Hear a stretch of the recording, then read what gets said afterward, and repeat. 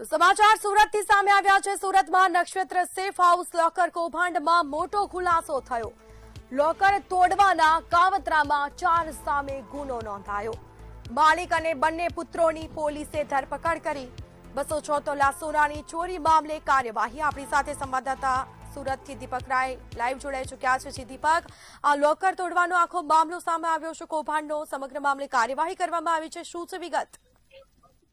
Civil વાત છે સુરત અને સિંગરપુર પોલીસ વિસ્તારમાં 17 લોકો છે જે સેફ હાઉસ કહેવામાં આવ્યું છે, જે લોકો જિંદગીભરની કમાઈ છે એમાં મુકતા હતા। સેફરમાં તોડીને જે માલિક છે અને 2 પુત્રો છે જે ચોરી કર્યા છે। ખાસ કરીને જોઈ શકાય છે પોલીસને જે ઝપેટામાં ઉભેલા બંને પુત્ર અને પિતા જે વાત કરીએ બંનેને પોલીસ અટકાયત કરી છે। ખાસ કરીને વાત કરીએ જે આ કચરા રચીને લોકર તોડવા બાદ માલિક હિતેશ દેવારા અને 2 પુત્રો છે તે લોકરમાંથી બ્રેક સમાન છે ને સિંગરપુર પોલીસ સ્ટેશનમાં જે ખબર પડતા જે સિંગરપુર પોલીસ સ્ટેશન છે ફરિયાદ નોંધી છે। ખાસ કરીને વાત કરીએ ચોરીના સમાચાર જે વિસ્તારમાં પડતા જે લોકો છે દોડધામ મચી ગઈ છે। ખાસ કરીને જેના અંદર સામાન મૂકેલા હતા એ તમામ લોકો હવે લોકર કેન્સલ કરાવવા પહોંચી રહ્યા છે। ખાસ કરીને જે સિંગરપુર ડાબોલી પોલીસ સ્ટેશન સંચાલક અને પુત્ર સામે જે એફઆઈઆર દાખલ કરી છે। ખાસ કરીને જે 6 ગ્રાહકને લોકરમાંથી જે તોલો સોના ગાયબ થઈ ગયું છે ને કાં તો 2.69 કરોડ એટલે 67 કરોડ ને ગાયબ થઈ ગયું છે। માલિક હિતેશ બેરા, પુત્ર હર્ષ અને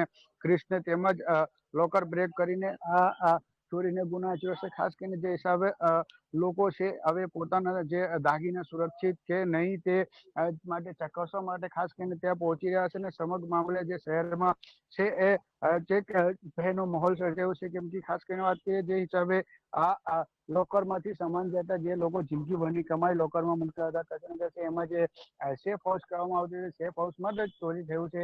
તો લોકો એના કારણે હવે એમ વિચારી રહ્યા છે સેફ હાઉસમાં અમે ત્યાંથી જિંદગીના કમાઈ મૂકતા હતા એ જ નથી થતા તો હવે અમે કેમ મૂકશે, એટલે જે પણ સેફ હાઉસમાં લોકો સામાન મૂકતા હતા હાલ એ હવે કેન્સલ કરાવવા ત્યાં પહોંચી ગયા છે। તમામ લોકો છે તે હવે ત્યાંથી જે પણ એમનું ઘરે ના મૂકેલા હતા કે સામાન મૂકેલા હતા તમામ વસ્તુ લઈને નીકળી રહ્યા છે અને કેન્સલ કરાવી રહ્યા છે। પોલીસ પકડમાં દેખાઈ રહ્યા 3 જણા છે તે જે આરોપીઓ છે તે હાલ એમના સંચાલક અને 2 એમના દીકરા છે જે લોકોને જે વાત કરીએ કે જે લોકોને જે છે તે જે ચોરીના ગુના લઈને ભાગ થઈ ગયા હતા। ખાસ કરીને વાત કરીએ જે હિસાબે આ સિંગરપુર પોલીસ છે જે તમામને હમણાં ગિરફ્તાર કરીને કાયદેસરની કાર્યવાહી હાથ ધરી છે। ખાસ કરીને વાત કરીએ આમાં 267 કરોડથી વધારેના જે પૈસાના છે તે લોકો ચોરી કર્યું છે એમની પ્રાથમિક વિગત સામે આવે છે। ખાસ કરીને જે હિસાબે સિંગરપુર પોલીસે હવે કાયદેસરની કાર્યવાહી હાથ ધરવામાં આવી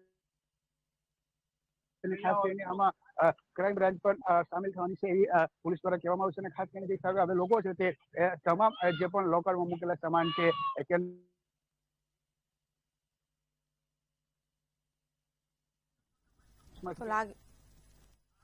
તો લાગે છે સંપર્ક કપાયો।